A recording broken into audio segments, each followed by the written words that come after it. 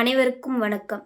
நான் ஒரே ஒரு கேள்வி மட்டும் இப்போ இருக்கிற இளைஞர்கள்கிட்ட கேட்கணும்னு நான் விருப்பப்படுறேன். அதுலேயும் முக்கியமாக டிவிகே இளைஞர் அணிக்கிட்டையும் திமுக இளைஞர் அணிக்கிட்டையும் பின்வரும் சமுதாயமே வந்துட்டு இளைஞர்கள் கையில் தான் இருக்குன்னு சொல்கிறாங்க. அப்போது அந்த இளைஞராகிய நாம் எவ்வளோ பொறுப்போடையும் கண்ணியத்தோடையும் கட்டுப்பாட்டோடையும் கட்டுக்கோப்பாக இருக்கணும். ஆனால் நாம் டிவிக்கே பின்னாடி மாசுக்காகவும் டிஎம்கே பின்னாடி காசுக்காகவும் போயிட்டுருக்கோம். டிவிக்கே ஃபஸ்ட்டு வரப்போது விஜய் அவர்கள் என்ன சொன்னார் தெரியுமா? நான் வந்துட்டு தமிழன், நான் வந்துட்டு தமிழுக்காக போராடுறேன் அப்படின்னு சொல்லிட்டு வந்தார். அதுக்கப்புறம் முஸ்லீம் சகோதரர்களுக்காக நான் இருக்கேன் அப்படின்னாரு. ஹிந்து முஸ்லீம் கிறிஸ்டின்ற ஒரு பிரிவு அங்கே உண்டாச்சு. அப்போ கிறிஸ்டின் என்ன ஆவாங்க, ஹிந்து என்ன ஆவாங்கன்றது யோசிக்க கிடையாது. அது கூட விடுங்க, பரவாயில்ல.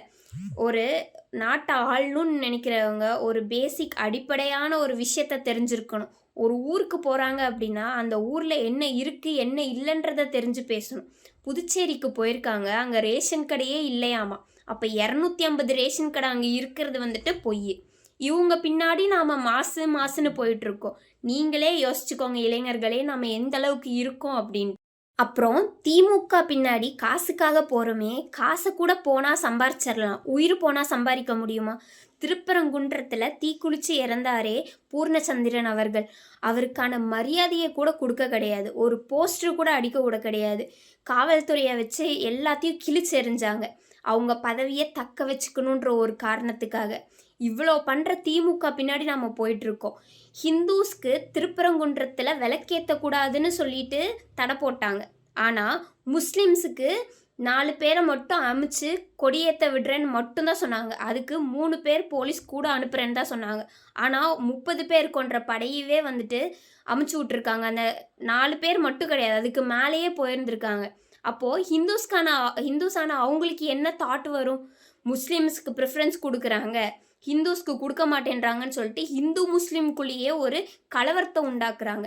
இத்தனை வருஷமாக இத்தனை காலமாக திருப்பரங்குன்றத்தில் ஹிந்துஸும் இருக்காங்க முஸ்லீம்ஸும் இருக்காங்க, எந்தவித பிரச்சனையும் இல்லாமல் நல்லா தான் வாழ்ந்துட்டு வராங்க.